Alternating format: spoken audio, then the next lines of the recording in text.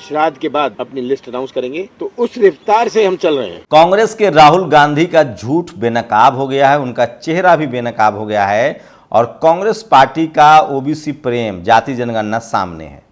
144 ticket जारी हुए हैं मध्य प्रदेश में, अभी 230 विधानसभा की सीट है, 144 अंक जारी हुए हैं, जिसमें जनरल को 47 टिकट, मतलब सबसे ज़्यादा टिकट दिया गया। अगर बिहार को पैरामीटर माने तो 10% वाले को 47 टिकट, ओबीसी को 39 टिकट दिया है।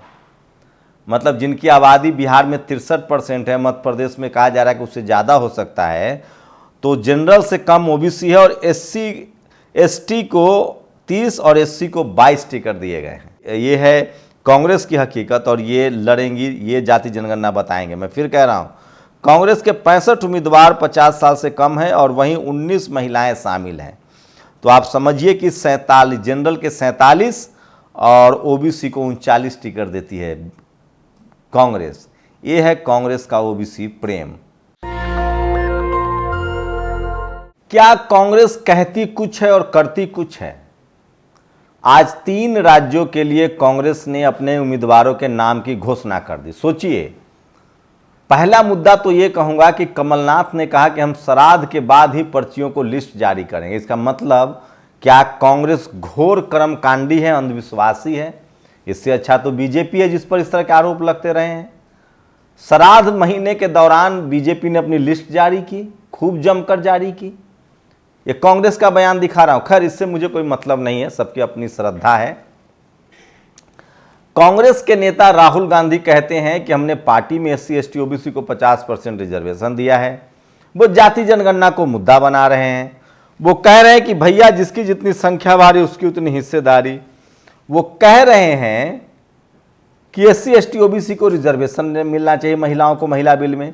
लेकिन 3 राज्यों के जो टिकट जारी हुआ है, सवाल है कि उसमें कितने एससी एसटी ओबीसी के लोग हैं।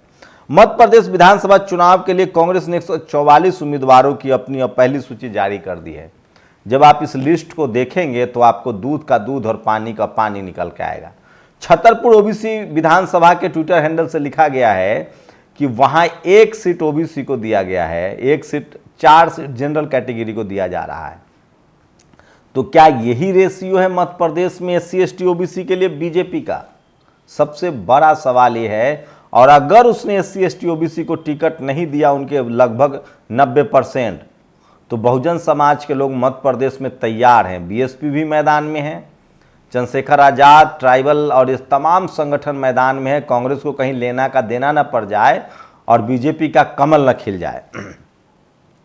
अभी 230 सीटों के लिए टोटल में अभी और उम्मीदवारों की लिस्ट आनी है। इस सूची में प्रदेश अध्यक्ष मुख्यमंत्री कमलनाथ को छिंदवाड़ा से टिकट दिया गया है। वहीं तेलंगाना के लिए 55 उम्मीदवारों की सूची जारी की है कांग्रेस ने। तो सोचिए, तेलंगाना में तो कहा जा रहा है कि 80% एससी एसटी ओबीसी की संख्या है अकेले। तो सबसे बड़ा सवाल है कि वो कितना है। और छत्तीसगढ़ में सोचिए, छत्तीसगढ़ में भी 30 उम्मीदवारों की पहली सूची जारी कर दी गई है। तो सवाल है कि इन सूची में एससी एसटी ओबीसी लोगों की कितनी संख्या है, या आप लोग हमें कमेंट करके बता सकते हैं। पिछली बार 68 सीटें जीती थी पार्टी ने। प्रत्याशियों के नाम के फैसले केंद्रीय चुनाव समिति ने हाल ही में किया था। लिखा गया इस खबर में कि कांग्रेस कमेटी के महासचिव केसी वेणुगोपाल ने दोनों राज्यों के उम्मीदवारों की सूची जारी की। इन उम्मीदवारों के नाम का फैसला कांग्रेस केंद्रीय चुनाव समिति ने कर लिया था, लेकिन पितृपक्ष की वजह से उसको जारी नहीं किया गया। नवरात्र शुरू होने के बाद पार्टी ने रविवार को सूची की जारी कर दी। तो सोचिए, ये है कांग्रेस का अंधविश्वास, जिस पर आप क्या कहेंगे वो बताइए। और सवाल है कि मैं जो लिस्ट देख पा रहा हूं, कम से कम मध्य प्रदेश में तो सवर्ण समाज की बहुलता दिख रही है टिकट में। आप लोगों से अपील है कि आप लोग बताइए कि इसमें क्या चल रहा है। वहीं सोचिए, अभी भी मिजोरम और राजस्थान पर मामला अटका हुआ है। सबसे बड़ा खेल तो राजस्थान में होना है। अगर कांग्रेस के अशोक गहलोत, दिलीप मंडल ने लिखा है, अशोक गहलोत सिर्फ कहने को ओबीसी है, सरकार तो कोई और चला रहा है। केसरी सिंह का जिस तरह से वहाँ के नौकरी देने वाले विभाग में चयन हुआ था, जो खुद सबसे ज़्यादा जाति को लेकर बोलते रहे, और एससी एसटी ओबीसी, पूरा गुर्जर समाज, जाट समाज, मीना समुदाय, एससी एसटी ओबीसी के लोग नाराज हैं। तो सोचिए, क्या कांग्रेस की जब बारी आती है करने की तो कांग्रेस भाग जाती है? मैं फिर कह रहा हूँ, 2014 में यही सब गलतियाँ की थी कांग्रेस ने। यूपीए 2 जीत के आई थी कांग्रेस, ज़्यादा सीटें आई थी, 22 सीटें यूपी से जीती थी, लेकिन सारे SC ST OBC नेताओं को किनारा कर दिया गया था। अर्जुन सिंह, लालू यादव, रामविलास पासवान, बेनी वर्मा, एकमात्र वीरप्पा मोइली रह गए थे और नक्शा खत्म हो गया था।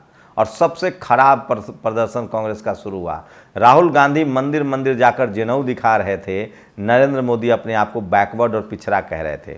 राजस्थान के तो एक एक सीट का मैं आकलन दूंगा। आप लोग अगर नियमित दर्शक हैं नेशनल दस्तक के, राजस्थान, छत्तीसगढ़, आप अभी मध्य प्रदेश, छत्तीसगढ़ और तेलंगाना के टिकट जारी हुए, आप हमें कमेंट करके बता सकते हैं कि आपके इलाके में कितने SC ST OBC को टिकट मिला है। हमारी टीम पूरी अध्ययन कर रही है, हम एक एक डेटा लेकर आएंगे कि क्या ये रिजर्वेशन के अनुपात में टिकट दे रहे हैं या नहीं दे रहे हैं। छत्तीसगढ़ की बैठक में कांग्रेस ने कहा था कि हम अपनी पार्टी में रिजर्वेशन लागू करेंगे, सोचिए। राजस्थान के टिकट का अनाउंसमेंट अभी तक नहीं हुआ है, देखते हैं वहाँ क्या होता है। वहीं कांग्रेस के मुकाबले बीजेपी ने अपनी प्लानिंग कर दी। अभी शुरुआती जो जानकारी मिल रही है, छत्तीसगढ़ में बीजेपी ने सबसे ज़्यादा OBC को टिकट बांटे हैं। मतलब मैं फिर कह रहा हूँ, जाति जनगणना का पर जो सबसे ज़्यादा काम कर रही है, उसके हिसाब से जो राजनीति कर रही है वो बीजेपी कर रही है। कहा जा रहा है कि बीजेपी का काट बाकी बचे टिकटों में तीसरे दौर के टिकट में हो सकता है कि सवर्णों के मुकाबले बीजेपी कस के SC ST OBC को टिकट दे, कम से कम OBC के लोगों को टिकट देगी। वहीं उसका जो CM वाला फार्मूला है वो कारगर साबित हो रहा है और तमाम कम्युनिटी के लोगों को लग रहा है। राजस्थान में किसी को लग रहा है, मीना समाज को लग रहा है किरोड़ी लाल मीना मुख्यमंत्री हो जाएंगे, राजपूत समाज को लग रहा है राठौर मंत्री हो जाएंगे, किसी को लग रहा है दिया कुमारी मुख्यमंत्री हो जाएंगी। MP में भी यही गेम खेला है बीजेपी ने। कहा जा रहा है कि कुलस्ते तोमर और प्रहलाद पटेल को जिम्मेदारी दी गई है कि जो लोग नाराज हैं उनको मनाइए। तो सवाल है कि सारे कम्युनिटी के एक एक बड़े नेता को बीजेपी मैदान में उतार रही है, उनको समझाया जा रहा है कि ये आपके मुख्यमंत्री हो सकते हैं। तो बीजेपी ने मुख्यमंत्री, पहले जो लोग, अब सोचिए मीडिया क्या कहती थी, कौन होगा प्रधानमंत्री, मुख्यमंत्री कौन होगा। अब ये सवाल मध्य प्रदेश, राजस्थान, छत्तीसगढ़ में मीडिया नहीं पूछेगी कौन होगा मुख्यमंत्री, कौन हो। बीजेपी ने अपने पत्ते एकदम गेम बंद कर दिए हैं। प्रधानमंत्री का उसका गेम साफ है, नरेंद्र मोदी प्रधानमंत्री होंगे, लेकिन मुख्यमंत्री कौन होगा ये उसने सस्पेंस कर दिया ताकि सभी कम्युनिटी को लगे कि हमारे भाई मुख्यमंत्री होगा इसलिए हम वोट करेंगे। तो हो सकता है कि ये जो पत्ता बीजेपी ने चला है अपने बड़े केंद्रीय मंत्री सांसदों को चुनाव मैदान में उतार कर, इसका उसे फ़ायदा होता हुआ दिख रहा है। लेकिन सब कुछ निर्भर करता है कि कांग्रेस SC ST OBC और किसानों को कितना टिकट देती है, क्योंकि धीरे धीरे पिछले 10 साल में SC ST OBC और किसान कम्युनिटी के लोग बहुत जागरूक और सचेत हो गए हैं।